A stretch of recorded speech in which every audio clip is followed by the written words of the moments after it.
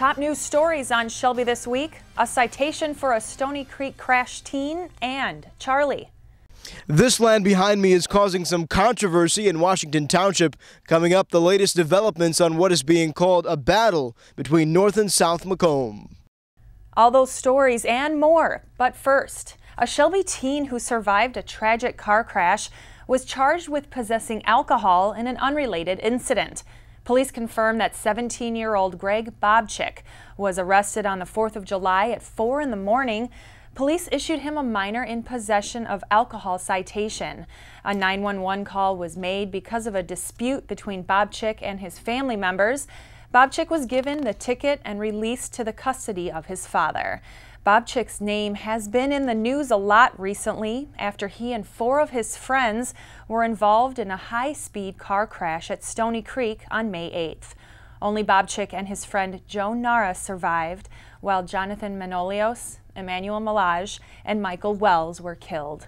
From that accident, Macomb County Sheriff Anthony Wickersham announced a warrant will be submitted to charge 18-year-old Nara and Bobchick with minor in possession for that accident to the Washington Township Attorney.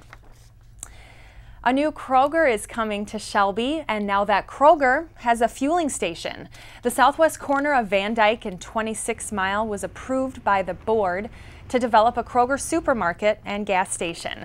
The fueling part required special land use approval, and according to Planning Director Glenn Wynn, the zoning ordinance was amended several years ago to permit gas stations at that site. A traffic impact study shows there's 4 access driveways, 2 on 26 Mile and 2 on Van Dyke. All driveways will have right turn lanes, accommodating the traffic flow. Wynn says this plan does just that, and a traffic signal should be installed at Van Dyke aligned with the Target store main drive. There's mixed feelings about this new gas station. Some like the plan, others say there's plenty of fuel spots at that corner. A new towing contract means a new towing company for Shelby. The board asked vendors for proposals to provide towing services for the township. Our police chief, the township attorney, and an expert from the field developed a document to seek proposals. The township received 5 responses. Based on certain criteria, the chief made a recommendation for Utica Van Dyke Towing Company. Trustee Nick Nightingale made a motion to table this agenda item to further investigate the Utica Van Dyke Towing Company, but that motion died. The towing contract in Shelby has a history. After Nightingale Services held the township's towing contract until December 2011, then Rules Company held the contract for 3 years. This is the first year Shelby used the new bidding system, with towing prices established by the Michigan State Police Department. Where will Macomb County waste go? Charlie Cadotto answers that question with this report on a hot topic over a compost facility. A proposed compost facility at the center of a debate here in Washington Township, as some residents say they don't want it near their backyard. People have paid a lot of money for a lot of nice homes around here. That's the last thing they want to see. It's being called a battle between North and South Macomb. The South Macomb Disposal Authority comes up with a plan to use a closed landfill on 31 and Mound for compost. They don't want to see that. They don't want to put up with that. They just bought a nice home. It's a bad thing for the neighborhood, bad thing for the people. More than 200 residents packed Washington Township's offices to make their voices heard, and the Planning Commission listened, approving zoning changes that rule out the 31 and Mound site. But the battle may not be over. The decision could be shifted to a state agency like the Michigan Department of Environmental Quality. Does it make sense to uncap it and start to put garbage in? I don't think so. State Representative Pete Lucido has another plan. He says he found an alternative site where the compost can go. But for now, he says Washington Township residents have been calling him, and they don't want any compost near them. They built up neighborhoods, they built up subdivisions, they've already plotted lands for subdivisions, and it is zoned residential. Each community could have their own facility and take care of their own yard waste. So for now, Warren Mayor Jim Fouts says the deal is off. They're looking for a new undisclosed location for the yard waste. But that's not stopping the debate. The compost still needs a home. For Shelby This Week, I'm Charlie Cadotto. All right, Charlie, good report on that controversial issue. You might have seen smoke from this fire. Take a look at these photographs taken from our neighboring Macomb Township. A large house fire broke out Sunday near 24 Mile in Romeo Plank. The billowing black smoke could be seen for miles. The two-story home was under construction, and when firefighters arrived that afternoon, flames engulfed the house, the roof had collapsed, and walls were caving in. Shelby fire crews came out to help too.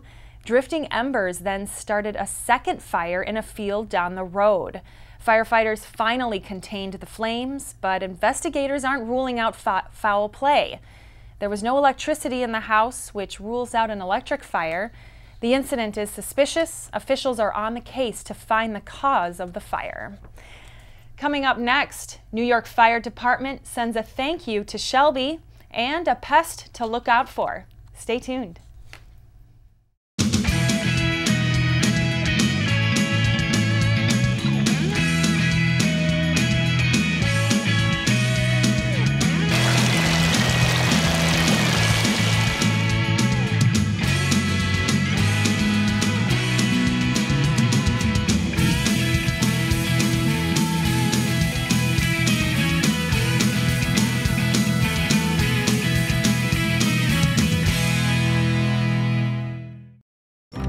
If you store your guns properly, I'll feel safer when I'm playing outside. Safer when walking home. I won't have to tell so many family members. I'm sorry. I won't hear as many scary stories. And I won't have to tell my kids. This isn't a drill. Please. Please, do it for us. Your family, friends, and neighbors are all counting on you. Never let your gun get into the wrong hands. Remember, always, lock it up. Visit ncpc.org.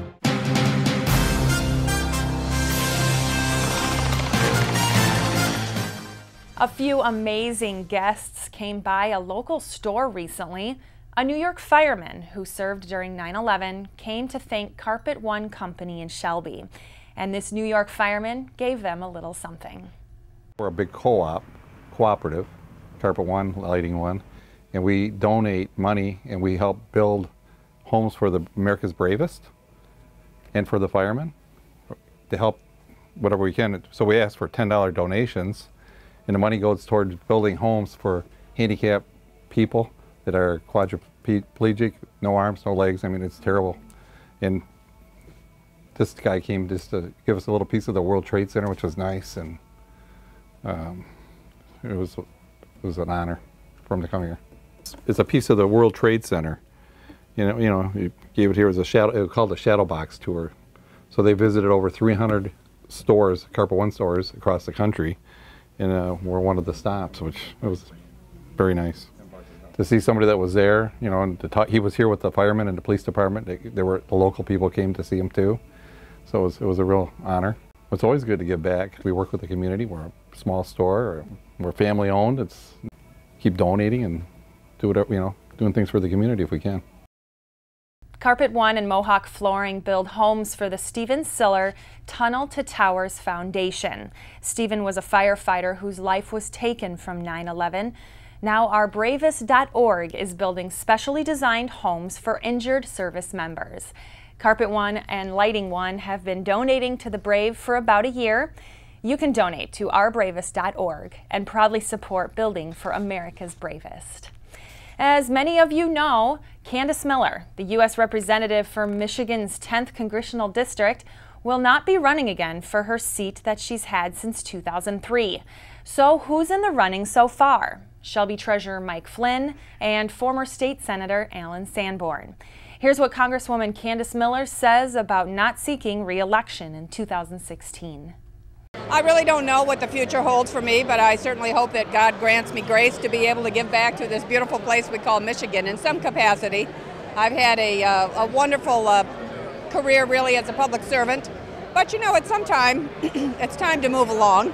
And look, I'm a Michigan girl, and I love my job, don't get me wrong, but it is time for me to come home to Michigan. Washington, D.C. is not my home. Michigan is my home.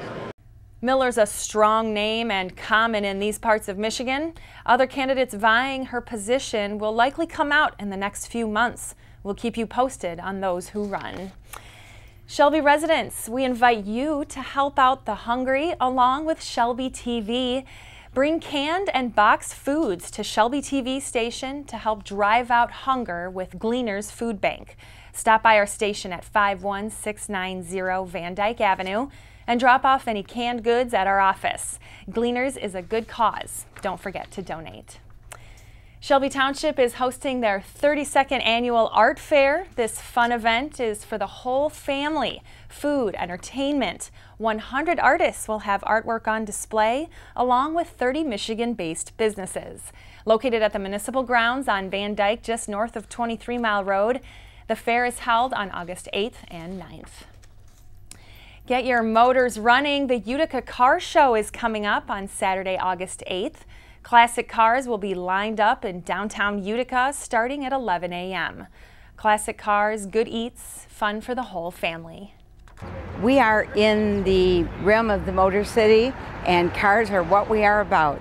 Everything from the Packer Proving Grounds in Shelby down to all the auto plants south of us. So we know that this is car cruise heaven. USA Tire right in downtown Utica is involved with this event. Well, we've been there for about 30 years. We have the tire store. We've got really involved with the car show because it's kind of a passion of ours. So we're just taking a role in the community. Over a decade of having classic cars in downtown Utica. It is a great opportunity to see all of these cool, very cool cars. There's still opportunities if you have a classic car that you want to participate to come in downtown Utica, August 8th.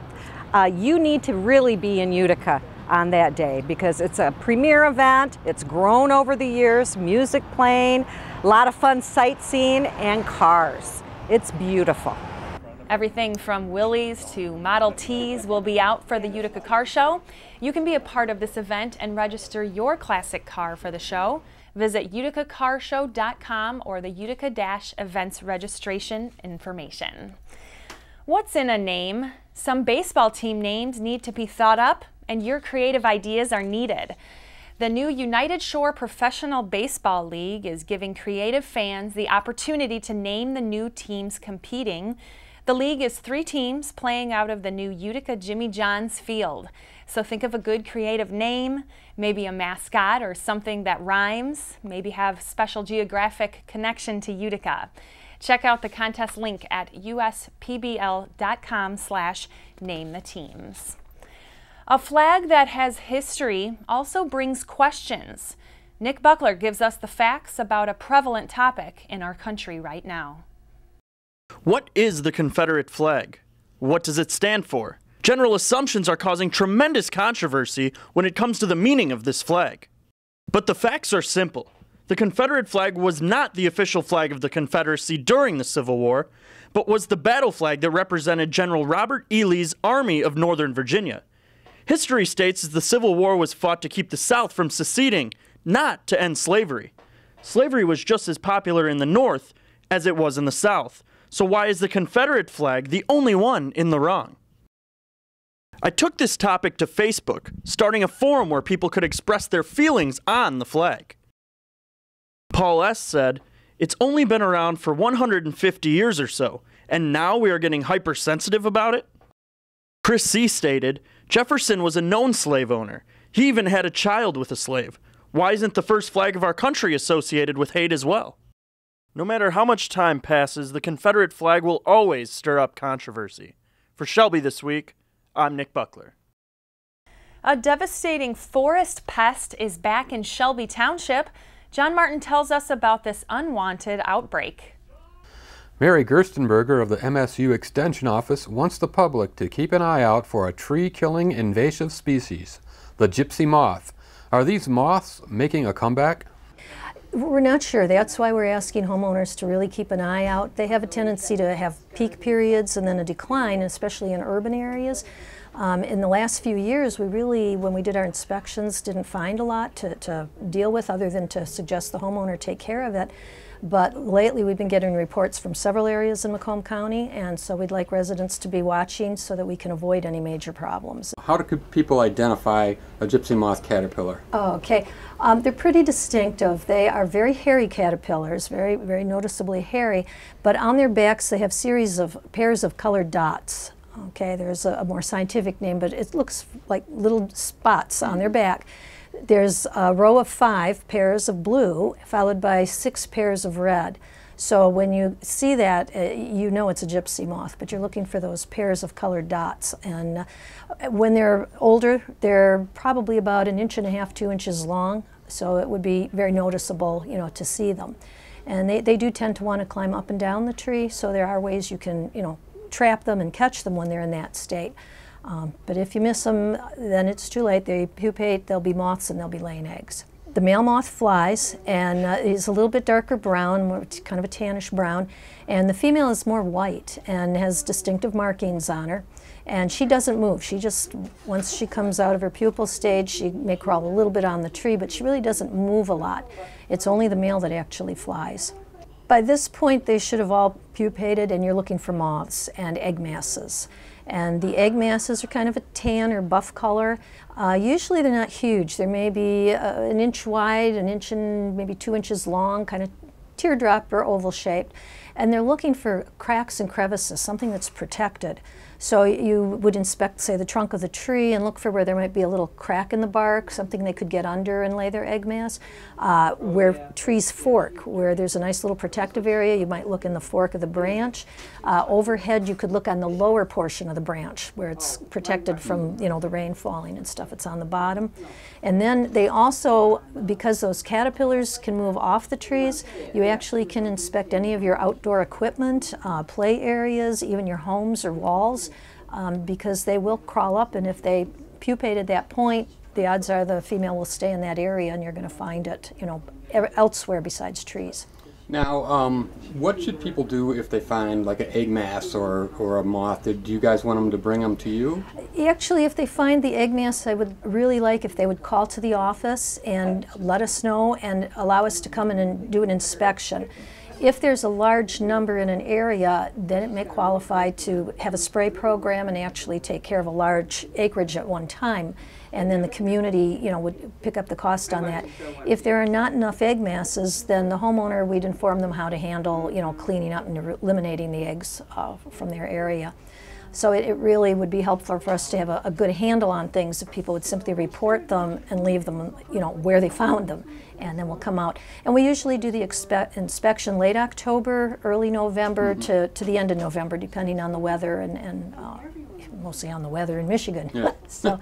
But we will come, and it takes a little time because we check the trees, and we'll check around the home, and we'll check around sheds, anywhere we think that the egg masses could be laid. Homeowners who believe they have gypsy moth egg masses on their property should call 586-469-6440 to be included in this survey. For Shelby This Week, this has been John Martin reporting. All right, John, we'll keep a lookout for those gypsy moths. It's summertime. We all get into our cars and trek bravely down the road. In honor of our old vacationers everywhere, here's some tips for having a cheap yet fun family adventure. Get a gasoline app like Gas Guru or Gas Buddy to show you which gas station is cheapest near you. Next, got a puppy? Stop at a Motel 6. Dogs are welcome and stay for free. And look for free walking tours of whatever city you plan to visit. You can sightsee for free. Then, join the Junior Rangers. Most national parks and monuments offer free Junior Ranger programs for kids. Then, stop at the market before you hit the road. Give each child some cash so they can pick their personal snacks and stash them away for the road trip. These tips will save you time and money on your summer vacation adventures. Local farmers are being asked to cut back on their fertilizer. Congresswoman Candace Miller founded a program that cuts back on the farm pollution that causes harmful algae blooms. This stems from pesticide runoff that can get between crops and flow into our streams. Officials say harmful algae has become increasingly worse over the past 2 decades, but farmers are questioning the idea that it's farmers causing the problem. Maybe the large amount of rain caused overflows of sewage, and that's where the algae is coming from. And as of right now, 10,000 farmers have helped with fertilizer reduction. We have a road construction update for you. Hayes Road is under heavy construction between 22 and 23 mile roads. Van Meter Drive, Valerie, Haverhill, and Farmbrook Drive side roads are closed for concrete paving. Also, 24 mile road is closed and under construction between Van Dyke and Mound and slightly west of Shelby Road. Only local traffic is allowed through those sections. And in this week's job hunt, we bring you jobs in and around Shelby Township. First is John's Lumber. They're hiring a purchasing agent to join their team on Van Dyke and Shelby. Next is the Sky Zone Trampoline Park in Shelby Township. They're searching for a general manager. Next, United Psychological Services. They need a new front desk receptionist. And Lifetime Fitness in Shelby is searching for an assistant spa manager. And finally, Inline Tube, a local auto parts manufacturer, is hiring an inventory control system supervisor. All those jobs and more, you can go to shelbytv.org for more information. Coming up next, we'll tell you about a local artist. Stay tuned.